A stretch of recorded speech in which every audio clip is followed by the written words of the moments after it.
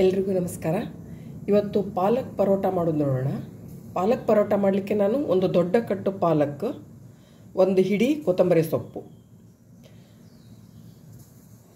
ಅದು ಬಿಟ್ಟು 2 table spoon sambar powder, 1 tea spoon ಅರಿಶಿಣದ ಹುಡಿ, 2 ಟೇಬಲ್ ಸ್ಪೂನ್ ಬಿಳಿ ಎಳ್ಳು. ನಿಮ್ಮ ಹತ್ರ ಬಿಳಿ ಎಳ್ಳು ಇಲ್ಲದೆ ಕಪ್ಪು ಎಳ್ಳಿದ್ರೆ ಅದು ಕೂಡ ತೊಗೋಬೋದು. 1 ಟೀ ಸ್ಪೂನ್ ಜೀರಿಗೆ, ರುಚಿಗೆ ಬೇಕಾದಷ್ಟು ಉಪ್ಪು, ಮತ್ತು ನಾನು ಒಂದು 8 ಮೆಣಸಿನಕಾಯಿ ತೊಗೊಂಡಿದ್ದೇನೆ.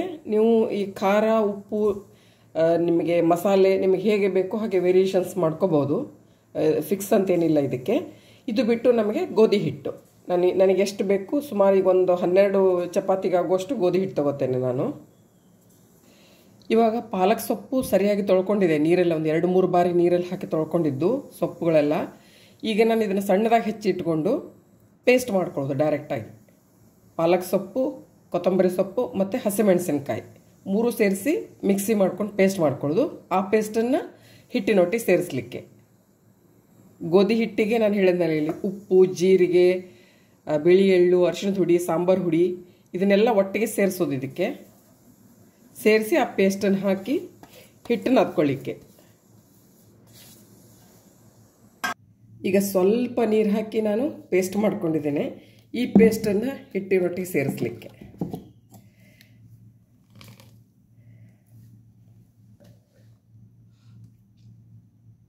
ಸ್ವಲ್ಪ ಪೋರ್ಷನ್ ಕೊತ್ತಂಬರಿ ಸೊಪ್ಪು ನಾನು ಜಸ್ಟ್ ಹೆಚ್ಚಿಟ್ಕೊಂಡಿದ್ದೇನೆ, ಬರೀ ಸೊಪ್ಪು ಮಾತ್ರ.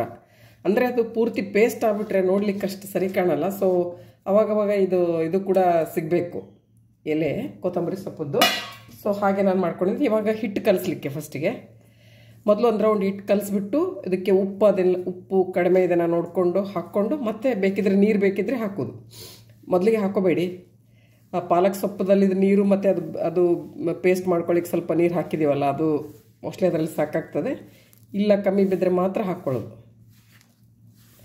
ಇದು ಬಾಕಿದು ಹಿಟ್ಟನ್ನ ಅದು ಸೇಮ್ ನಾವು ಚಪಾತಿ ಹೇಗೆ ನಾಗ್ತೀವಲ್ಲ, ಸೇಮ್ ಅದೇ ಕನ್ಸಿಸ್ಟೆನ್ಸಿ, ಅದೇ ಮೆಥಡ್.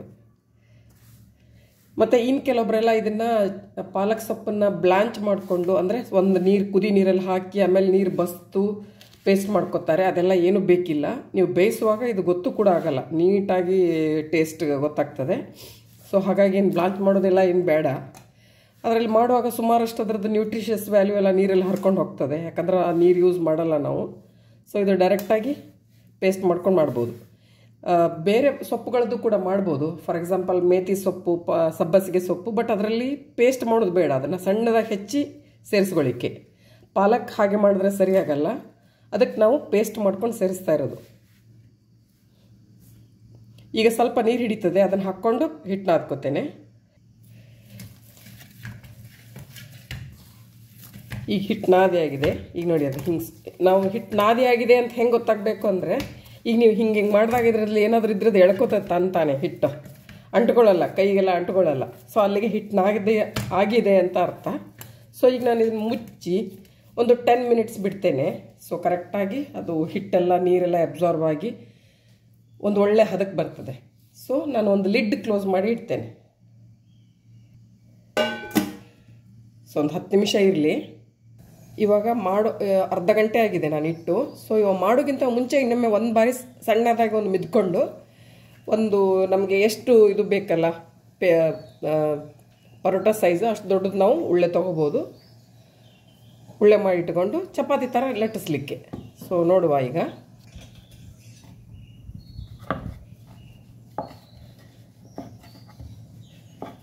ಸೇಮ್ ನಾವು ಚಪಾತಿ ಹೇಗೆ ಲಟ್ಟಿಸ್ತೀವಲ್ಲ, ಈಗ ನಿಮಗೆ ನಾನಿವಾಗ ಪದರ ಚಪಾತಿ ಥರ ಮಾಡ್ತೇನೆ. ಅಂದರೆ ಇದನ್ನು ಒಂದು ಪೂರಿ ಹದಕ್ಕೆ ಲಟ್ಟಿಸ್ಕೊಂಡು ಅದಕ್ಕೊಂದು ಅರ್ಧ ಟೀ ಸ್ಪೂನ್ ಎಣ್ಣೆ ಹಾಕಿ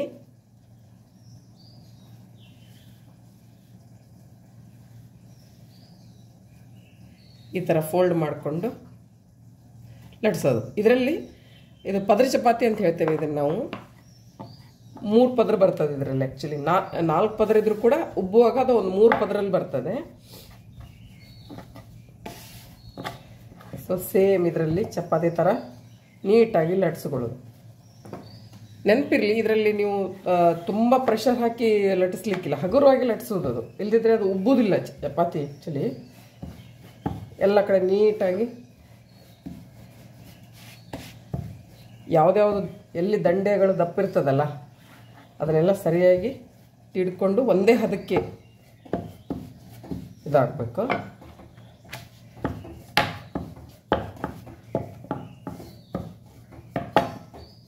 ನಾನು ತವೆ ಕಾಯ್ಲಿಕ್ಕೆ ಇಟ್ಟಿದ್ದೇನೆ.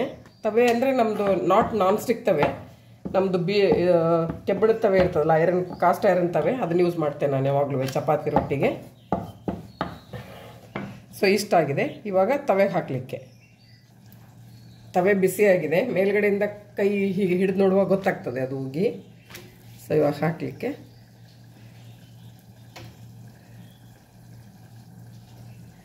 ಒಂದು 20 ಸೆಕೆಂಡ್ ಬೇಯ್ದ್ಮೇಲೆ ಮತ್ತೆ ವಾಪಸ್ ಒಂದು ಚೂರು ಎಣ್ಣೆ ಹಾಕಿ ಅಥವಾ ಎಣ್ಣೆ ಅಥವಾ ಬೆಣ್ಣೆ ಹಾಕಿ ತಿರುಗಿಸಿ ಹಾಕಲಿಕ್ಕೆ. ಸೊ ಇವಾಗ ಬುತ್ತಾ ಇದೆ, ಇನ್ನೊಂದು ರೌಂಡ್ ತಿರುಗಿ ಹಾಕಿ ನಿಮ್ಗೆ ಯಾವ್ದು ಇಷ್ಟ ಬೇಕೋ ಅದನ್ನು ಹಾಕ್ಕೊಳ್ಳಿ, ಎಣ್ಣೆ ಅಥವಾ ಬೆಣ್ಣೆ ಎರಡರಲ್ಲಿ. ಇಲ್ಲ ಬೇಡ ಇದ್ದವರು ಅದನ್ನು ಹಾಗೆ ಕೂಡ ಮಾಡ್ಕೋಬೋದು, ಡ್ರೈ ಕೂಡ ಮಾಡ್ಕೋಬೋದು, ಏನು ತೊಂದರೆ ಇಲ್ಲ. ಯಾರಾದರೂ ಡಯಟಲ್ಲಿದ್ದು ಯಾರಾದರೂ ಇದು ಎಣ್ಣೆ ತುಪ್ಪ ಅವಾಯ್ಡ್ ಮಾಡಲಿಕ್ಕಿದ್ದವರು ಹಾಗೆ ಕೂಡ ಬೇಯಿಸ್ಕೋಬೋದು.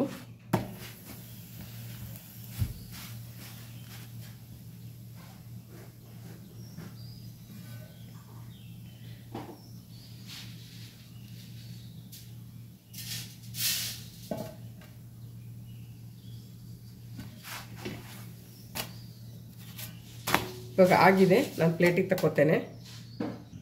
ಸೊ ಇನ್ನೊಂದು ಲಟ್ಸೋದು ತೋರಿಸ್ತೇನೆ ಪರೋಟ. ಸೊ ಹೇಗೆ ಸೇಮ್ ಚಪಾತಿ ಥರನೇ ಮಾಡಿಕೊಂಡು ಅದಕ್ಕೆ ಎಣ್ಣೆ ಹಾಕಿ, ಇಲ್ಲ ಎಣ್ಣೆ ಬೇಡ ಹಾಗೆ ಉದ್ದಕ್ಕೆ ಸುಮ್ಮನೆ ಪ್ಲೇನ್ ಆಗಿ ಇಟ್ಕೊಂಡ್ರೂ ಕೂಡ ಆಗ್ತದೆ. ಈಗ ನಾನು ಪದರ ಚಪಾತಿ ಮಾಡ್ತಿರೋದ್ರಿಂದ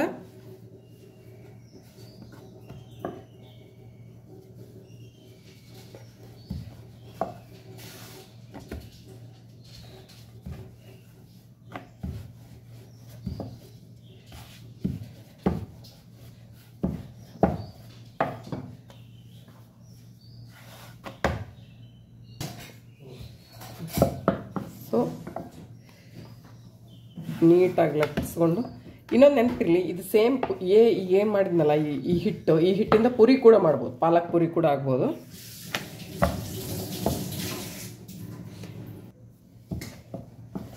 ಪಾಲಕ್ಕು ಪೂರಿ ಕೂಡ ಒಳ್ಳೇದಾಗ್ತದೆ, ಬಟ್ ಏನು ತೊಂದರೆ ಇಲ್ಲ. ಬಟ್ ಸೇಮ್ ಇದು ಹಿಟ್ಟು ಇದಕ್ಕೆ ಯೂಸ್ ಮಾಡಲಿಕ್ಕೆ.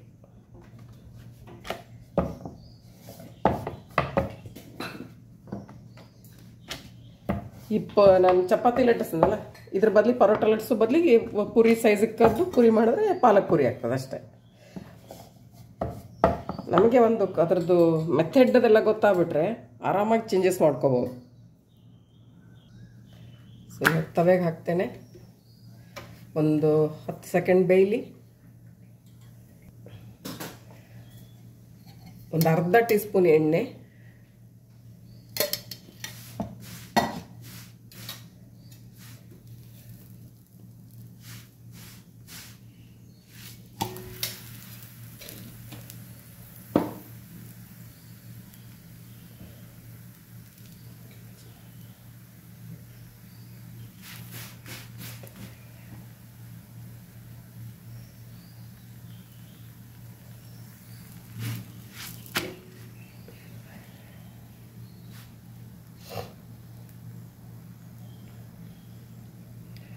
ಒಂದು ಪರೋಟ ಬೇಯಲಿಕ್ಕೆ ಆಲ್ಮೋಸ್ಟ್ ಒಂದು 40 ಸೆಕೆಂಡ್ಸ್ ಬೇಕು.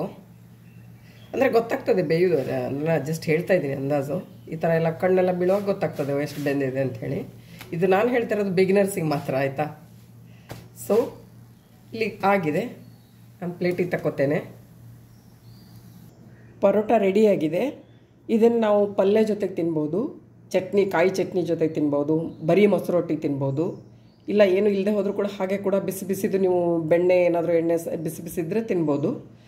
ನೀವು ಟ್ರೈ ಮಾಡಿ, ಕಮೆಂಟ್ಸ್ ಕಾಂಪ್ಲಿಮೆಂಟ್ಸ್ ಹಾಕೋದು ಮರಿಬೇಡಿ. ಇನ್ ಕೇಸ್ ಏನಾದರೂ ಸಬ್ಸ್ಕ್ರೈಬ್ ಆಗಿರದೆ ಹೋದರೆ ನನ್ನ ಚಾನಲ್ಗೆ ಸಬ್ಸ್ಕ್ರೈಬ್ ಆಗಿ. ಈ ರೆಸಿಪಿ ಇಷ್ಟ ಆಗಿದ್ರೆ ಒಂದು ಲೈಕ್ ಕೊಡಿ. Thank you so much. Thank you.